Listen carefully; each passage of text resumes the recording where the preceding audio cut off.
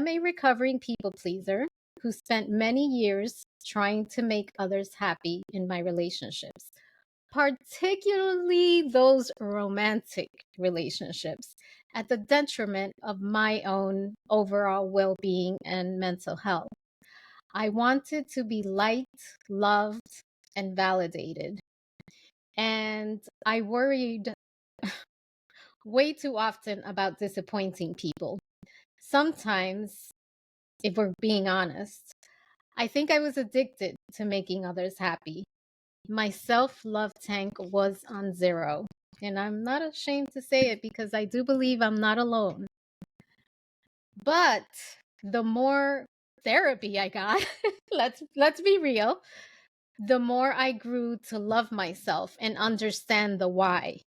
And the more I understood the importance of setting boundaries, the more I loved myself and the more easy it became to say no. Honestly, it takes constant practice and continued therapy because we're all creatures of habit. And it's really easy to revert to old behaviors. I'm sure many of you know that. If you're having this experience, I want you to know that you're not alone. There are millions like us out there, and it is possible to make a change. I have changed. I continue to practice, I continue to make mistakes, but I do the internal work to continue making changes. And it is something that I'll probably always have to work on. And this episode is for you and for me. The struggle is not uncommon, and to help me dissect some of this topic, I have invited relationship expert, speaker, best-selling author, Rainie Howard, whose new book, The Love Habit, is set to release in the fall of 2024. Rainie explores the deep connection between self-image and daily habits. She talks about unlearning behavior, setting boundaries, and all those topics that we love so much. And we need. Her global platform has reached over 10 million people. And she is an award-winning humanitarian and life coach, transforming lives. We need more Rainies in the world. Hi, Rainie. How are you? Thank you so much, Yvette, for having me. I'm so honored to be a part of the podcast and just to share my story and connect with your audience. Hello, everyone. You are doing some incredible, incredible work. So, from a recovering people you. pleaser, thank you so much for everything you're doing. We need it. Oh, well, thank you because you know what? I'm also a recovering people pleaser, and just Oh, having this don't you worry. I'm platform. gonna get to that. I'm gonna get to that. I'm not gonna let you go without sharing a little truth. You know, I gotta let it on, be honest, let it out. You know, that's what we're here for. That's why we're here. Absolutely. So I was doing some research, and everyone knows I do a little bit of research before I jump on. So setting boundaries, it's not just about, saying no to the emotional stuff. Setting boundaries can be emotional, physical, even time. You have to set Yes. all types of boundaries. So it's not, so when I used to think about boundaries, I used to think, oh, I have to learn to say no to things that, I don't want to do. No, it's your time, it's your emotional, your physical space, and it's setting boundaries across the board is key to our well-being. And Yeah. I'll be honest with you, I didn't understand the impact that it had on me or it was having on me. I was literally giving it all away, just limitless amounts of, love, patience, time. I was just, it was a free for all. I'm being honest. Just being The depleted. Not, just I I was get it. just Yeah. giving it all away, and it wasn't until I got into therapy, and it's been years, that I learned that my lack of setting boundaries came from childhood trauma. I had no idea that I was even that the behavior, it wasn't like conscious behavior. I felt like I couldn't help myself. I wanted to, I wanted to be loved. We all want to be Yes. loved, right? Yes. So so it, for me, it required therapy, but Mhm. others don't have those resources. So what do we do when we don't have those resources and we don't even know we're doing something wrong? I think it starts with us connecting with ourselves because before we can set boundaries, we have to understand who we are and what it is we really desire, Mm, because otherwise we'll just go around and well, what are your boundaries? Well, maybe I need that boundary or maybe I need this boundary, but really understanding who you are mentally, emotionally, spiritually, and when it comes to your relationships, in order to set healthy boundaries, you got to know you. And it really is the reason why I wrote the love habit, because the love is an acronym for learn, optimize, validate, and experience. And first you have to learn yourself. You have to mm, listen to yourself, listen to your mind, your body. I years ago I went through deep depression, stress, anxiety, panic attacks. I mean, to the point to where I was just like, what is going on? Like everything seemed to be falling apart. And it wasn't until I began to make time for me and prioritize myself. So I began to dedicate my mornings for me, because as a wife and a mother and businesswoman and all the things that I found myself doing, it was just like I just felt so empty and so depleted. mm. And so once I began to just make my mornings about me and prioritizing, like turning off notifications.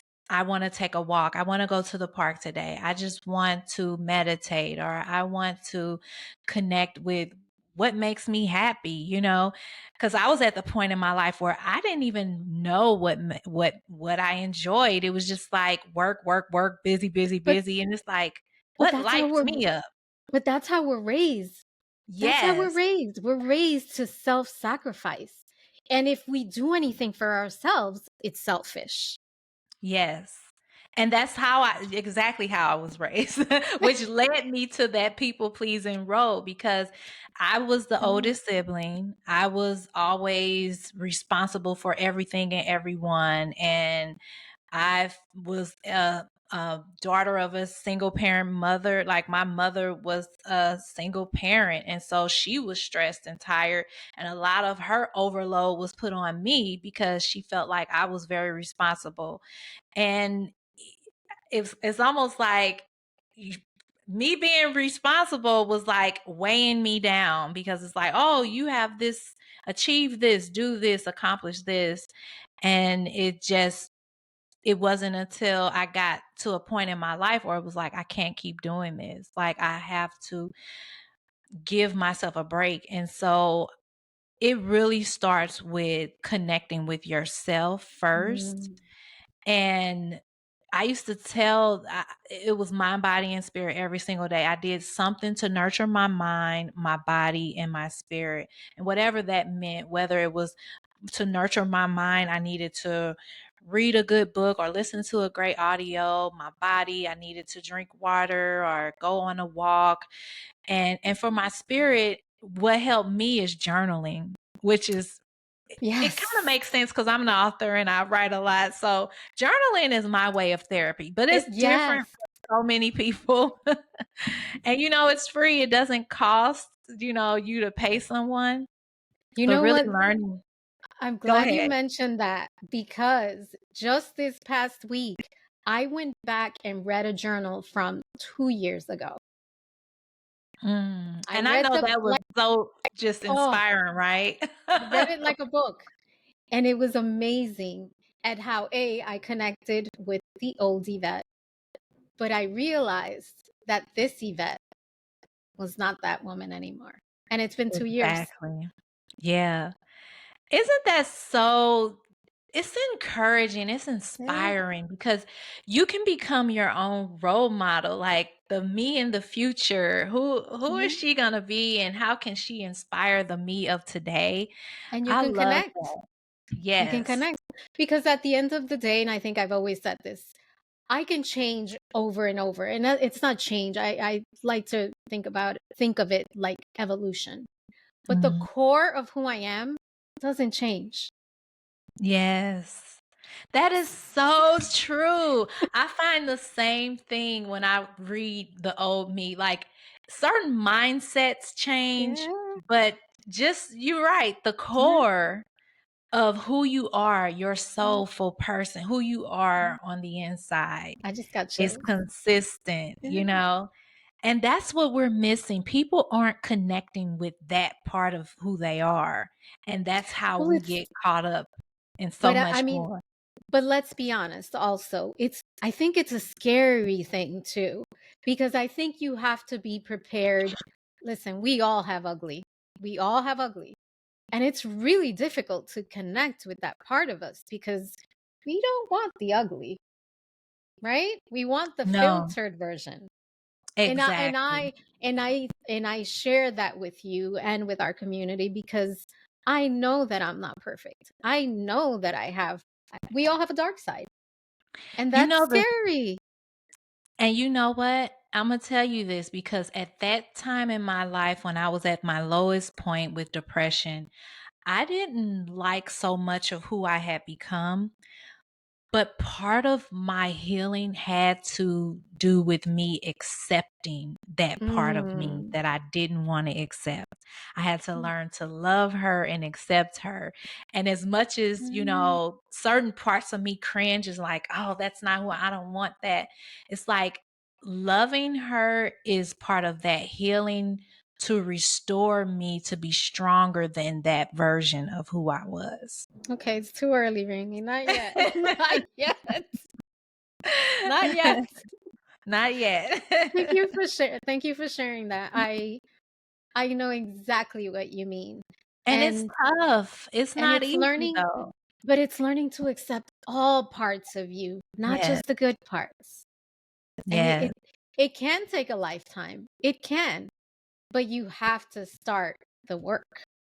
And yes. most of us don't even want to start the work. It's intimidating. Right. Because Yeah. that part of us that we don't really like it or we want to change or we're not proud of, it's a part of us, like you said, that was trauma, that from childhood trauma, Mhm. from brokenness that led us to make certain Yeah. decisions or just the lack of knowledge that led us to that place. And so that's why it's important that we love and nurture and heal and accept ourselves fully, because we only knew what we knew then and we did the best we knew how at that time. Absolutely. Absolutely. And I'm glad you mentioned that. You know, there's an excerpt that I just took a little piece from it where Okay. you said in The Love Habit, every thought creates a chemical reaction that Mm. becomes a belief and leads to making choices and decisions that shapes your life. Now, we're talking about how, we don't want to own our mistakes, own our ugly. So we are in charge of our thoughts. And if our thoughts create reality, why do you, in your opinion, or from your experience, why do you think we're so unkind to ourselves? Because all these things that we're talking about, not accepting ourselves, not, wanting to own the ugly, it's we're being unkind to ourselves. And we often use a negative self talk on a daily basis, which Yeah. disempowers us so much. But we do it. And it's almost, I'm not sure if it's unconscious. I'm not sure. It could be trauma, of course. But it's so common. And I wish it wasn't, but it is. So, where do we begin unlearning this toxic behavior? Because I look at myself or I'm working on it, But I look at myself in the mirror and, we hear about how you're supposed to be saying, well, you are beautiful. You are, Mhm. you Mhm. are amazing. It doesn't work that way all the time.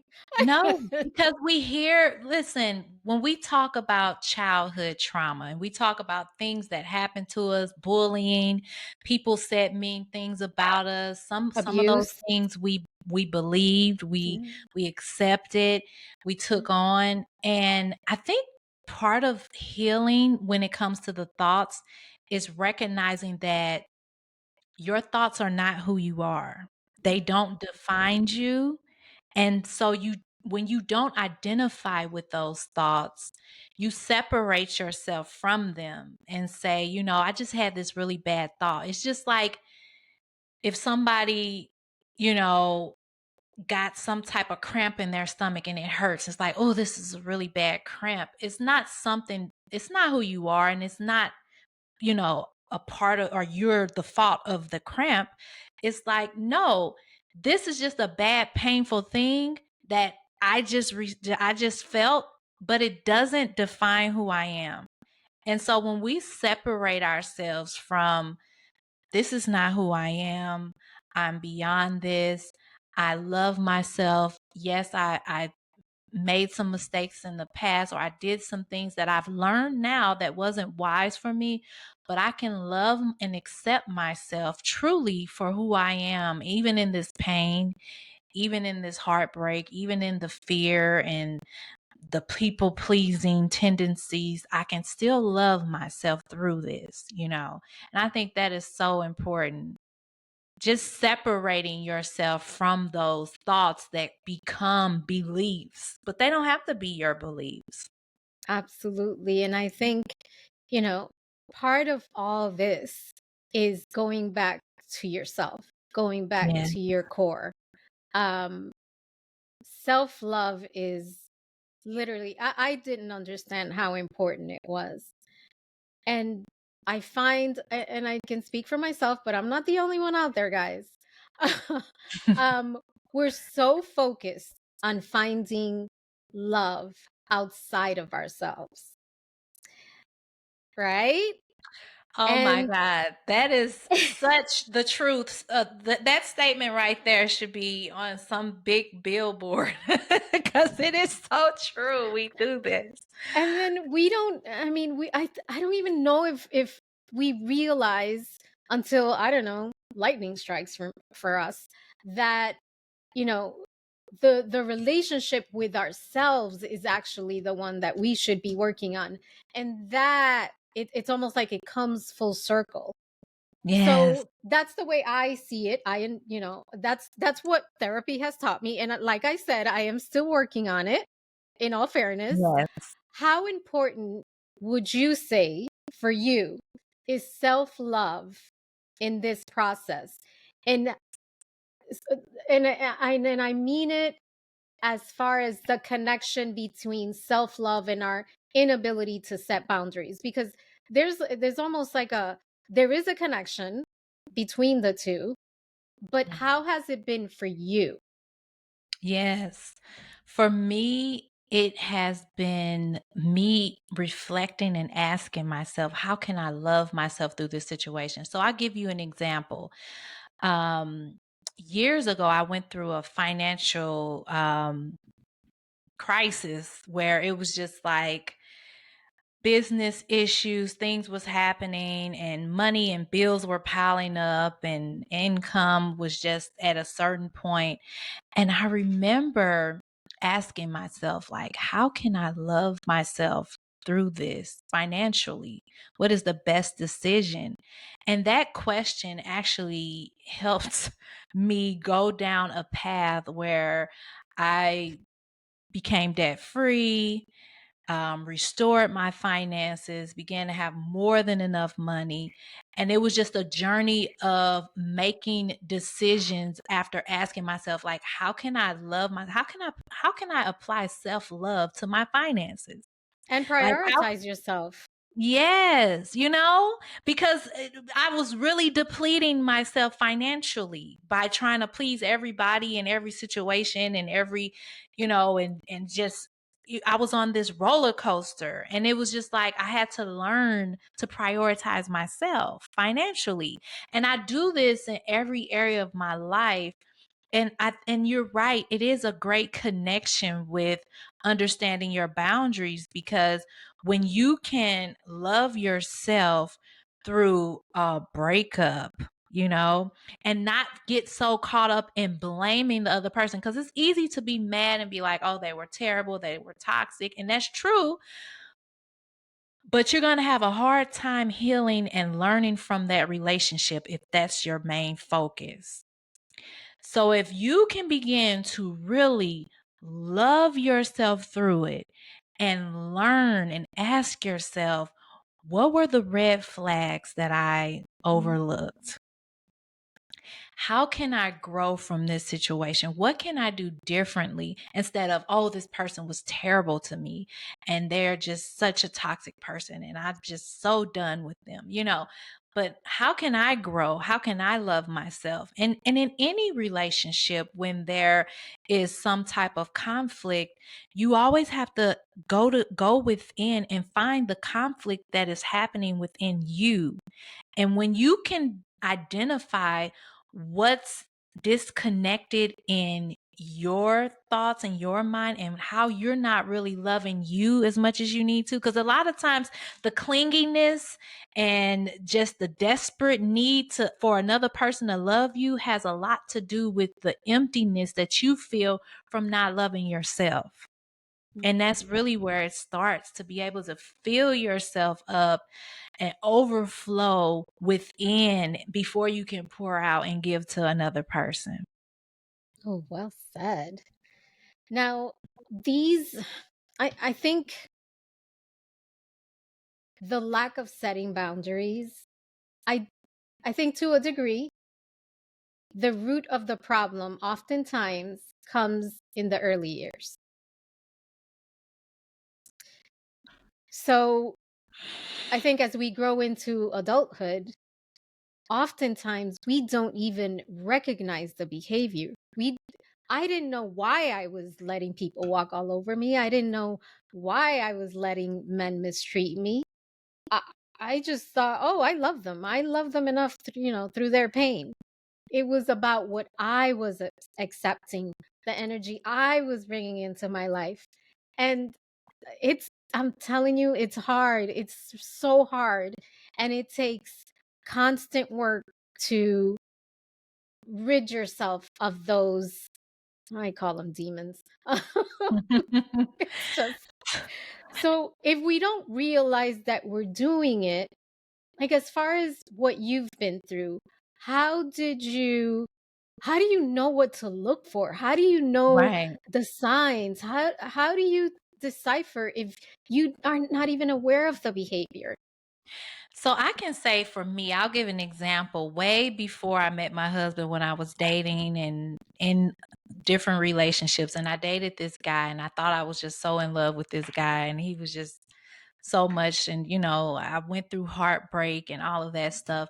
And I really had to look back and say, what was it that drew me to that person? Because he clearly, like, didn't really love me like I thought, and all of those things. And what I learned, for me personally, is I saw his brokenness as a way for me, like almost like, oh, I can help him. Like, I wanted to Mm. be this fixer.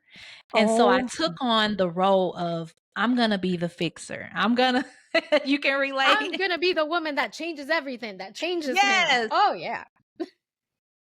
And especially when especially when you're Little the did you type of know it was a construction project, right? exactly. When you know that, you have a passion to help, and you're like, "Oh, I'm going to love him and fix him. He's going to be so happy and so grateful." And no, like, he did He's not. gonna love you more. Yeah. And so he saw that I'm the fixer, and he saw that as a way for him to take advantage and allow me to do all of the work, and he don't have to do as much or whatever. And so I had to learn to create boundaries and to say, I'm not I'm not going there anymore. I'm But better than this. What changed it for you? Because I feel like there's that moment. It's that sort of that moment when it's almost like something clicks in your You know, brain. what changed for me is being able to be open to receive. So Mm. I'm gonna go back to the fact that I was, the oldest child. I was depleted, always just think I needed to do everything for everyone. I didn't know how to really receive. I was always the person to give, Giving. give, give, give, and deplete. And once I got it was just my awareness. It was just like, okay, once I began to open myself up to receive, and I liked how it felt. Even, when I met my husband, and he did things that no other guy did. Like, he would just like go out his way to like come and pick me up. Like, I lived like 45, 50 minutes away from him. He would take me to work, like real, he would just, this was, I was pretty young, so I wasn't driving then. And he would just like open the door for me and do things. And I'm just like, I wasn't used to none of that at all. And so once I began to allow myself to receive, allow myself to, be taken care of versus me being the fixer and always doing all the work. It felt really different, but the more I allowed it, the more I enjoyed it. And I was like, "Oh, I deserve this." It's Yes, you like, do. You're a I queen. deserve this, but we don't always know that, and we think, well, this is what I got, and so I think just knowing that you're worthy, and a lot of people struggle Mm. with that. Oh boy, that is my Oh my favorite goodness. word. It took Yes. me a long time to realize my worth. Because Yes. you give, that's what you do, but sometimes you give so much that you lose yourself and you Yes, forget you are who someone said. I've seen it all over, excuse me, Instagram. You are the prize, exactly. And you right? gotta know that, and that comes with spending time with yourself. That some people aren't even comfortable being alone, being by themselves, they gotta always have people around and noise, and it's like, I enjoy my time. If I feel like I didn't have enough time for myself now, I kinda get cranky. Like, I'm like, "Okay," because I have teenagers, and they be wanting Oh, all of my yeah. time, and I'm like, "Look, I gotta have me time." And so you gotta learn to enjoy you and know that you're whole and you don't need another person to fulfill you. And that other person is just there to complement, and both of you are complimenting each other and pouring into each other because you're two filled, whole people who are enjoying life, and you're not looking for the other person to fulfill you. And so that is just Absolutely. major. That absolutely. I have to agree. Now, I've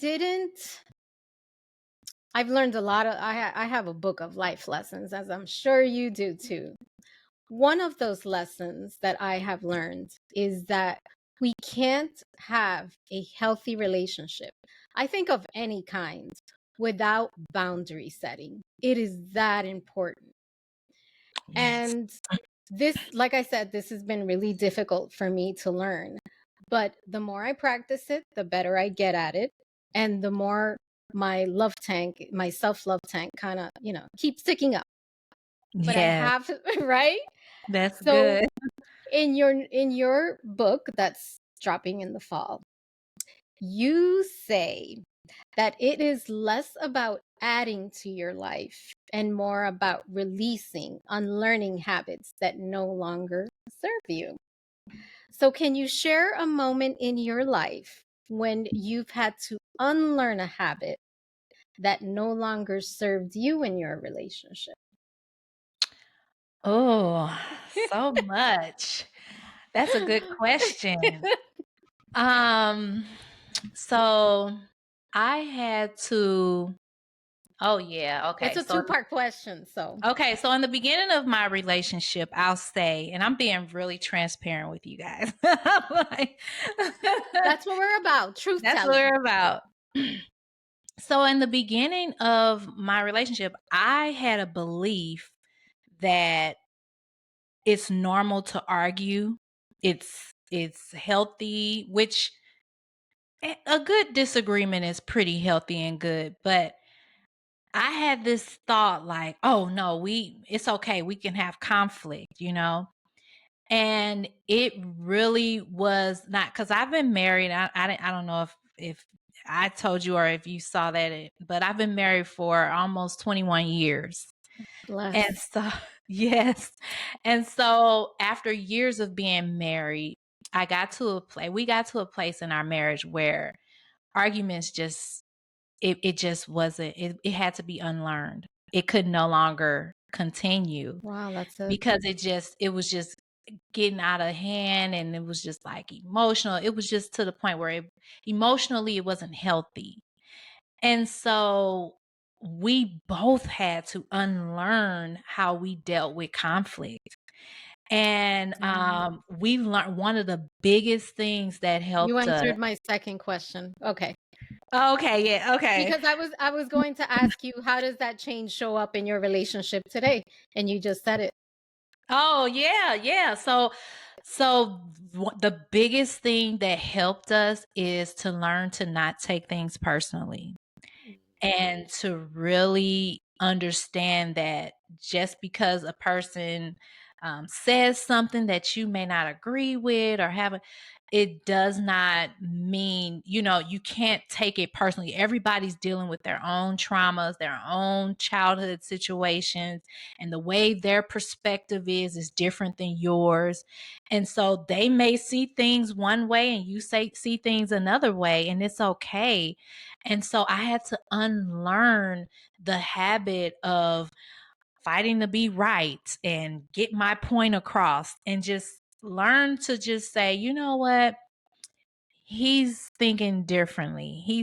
And to ask him, me and my husband, we have our check-ins where we have days where we'll ask each other, how are you doing? And how's it going? And one of the biggest things we've learned just from having these sessions is how important it is to understand another person, and how easy it is to assume that you know and you don't know. And just learning to listen and ask him, like, what made you say it this way? What are you thinking behind that? And to just be quiet and listen, to understand, that has transformed our marriage. I'll say that. I Just love that that. alone has been amazing, because you can assume, oh, you said it like this. Did you have an attitude? Where did that come from? But And it's like, I have oh, I go have ahead. to ask, because I just got a light bulb. So what you're what you're describing is also about respecting each other's boundaries. Exactly. Exactly. Because I have a certain level of boundary where it's like, this is how we have to communicate. Don't raise, Raise sometimes raise even voices. Yeah, that doesn't work yeah, for me. Like, yeah. I would not tolerate yelling at all. I have gotten to that point, like, I'm at the Girl, point. I come from a Dominican family, so I know exactly what you're talking about. But I you and my family is the same, and I have always had this soft spirit, and people tell me that, they're like, your voice is so soft. Listen, I had, as I've learned myself, and I know emotionally what triggers and what causes stress, I won't tolerate, certain loudness, and, oh, Yes. how did you, let's Don't calm down. you could tell me anything you want. I will listen, but don't yell at me. That part, Exactly. that's a no. That's a no. Yes, that's a big boundary. Yes. And you got to learn that about yourself, because some people may not think that it's a big deal. And they may say, "Oh, I didn't, well, But that's where the I'm just." boundaries come in. And that's the other thing about relationships, I have to say. There you have to learn each other's boundaries. And I think we get Yes. into relationships and we learn about each other's boundaries as we step all over them instead of learning what the boundaries are. Learn Yes. them before, because it's easy to cross someone's boundaries if you don't know what those are. And like you said, Yeah. I don't like to be yelled at, but maybe my partner comes from a really loud family where they yelled at each other all the time. I don't like it. So Yes. learning each other's boundaries, I think, is super important. So thank you for sharing that. Thank you. Yes. That was You're personal, welcome. and I appreciate that. So Mhm. I could talk to you all day, girl. I But know, right? I'm loving this. but one of the things that I love to do towards the end of the interviews is ask for a quote, mantra, piece of advice, call to action. And we've been talking about boundaries. A lot, millions of people struggle with boundaries. We're all having a human experience. And I think one of the things that, or I want to say, it's like an inner conflict that we encounter as we set those boundaries is guilt. We feel Mm, bad, yes. especially when it's with loved ones. It's easier at Mm, work right? yes. So I want you to share what can be the biggest habit that we have to break, I would say now, to stop being that person who allows others to push our limits. The biggest habit is breaking the need for another person to validate you. Oof, that's a That hard is one, the girl. biggest habit I would say will help you in your boundaries. Um, we look for validation in so many ways. We look for validation in our careers and achieving certain things, achieving certain salaries, achieving accomplishments, or validation from our romantic partners. How do I look in this dress? What do you think about my Yeah. hair? We want validation from our That's what social parents. media is And all about, the like it's button. that's all we see every day, all day on Instagram, on Facebook. We are Mm. looking for validation. Like me, share me, follow me, subscribe, all of that. Hey, we're Hey, I'll be all saying that at seeking the it. end of the show. But you know what? This is the problem though. It's nothing wrong with having the likes and all of that. The problem is when we begin to identify with them, when they become Mm, our identity. Oh, I have this many likes. I have this many followers. Oh, so many people like this or they like that. I need to do more of that. And so we stop doing what we desire to do to please other Please people others. and get that validation. And so I think the biggest habit will help, which is the V in the love acronym, is to validate yourself, Ah, validate who you are, even if you don't fully believe that you deserve it or if you don't feel it yet. Affirm that you are enough. That is you so are important. worthy. Yes, yes, I love Rainy, it. you're awesome. Thank you so, Thank so much for you. being here today. Before I forget, please share with our listeners how they can find you, where they can find you. The book comes out in the fall. Give us all the Yes. details. Yes, you can find me anywhere on social media at Rainie Howard. You can also find me on my website at rainiehoward.com. And I have a love bookstore. You can go to lovebook.store and see some of the other books that I've written.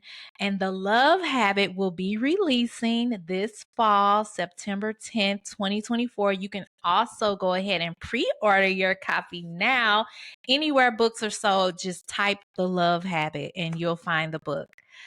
So. Rainy, thank you so much. You're a queen. Thank you for taking time and for sharing your truth with me and with our community. I appreciate you. I really do.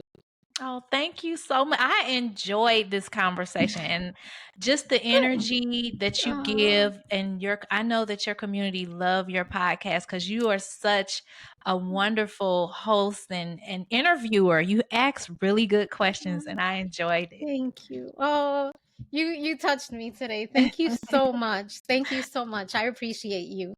Oh, And thank you, loves, for joining us on this episode of Self Love and Self Validation. And set those boundaries, ladies and gents, right? right. Yes. And I will be speaking to you soon.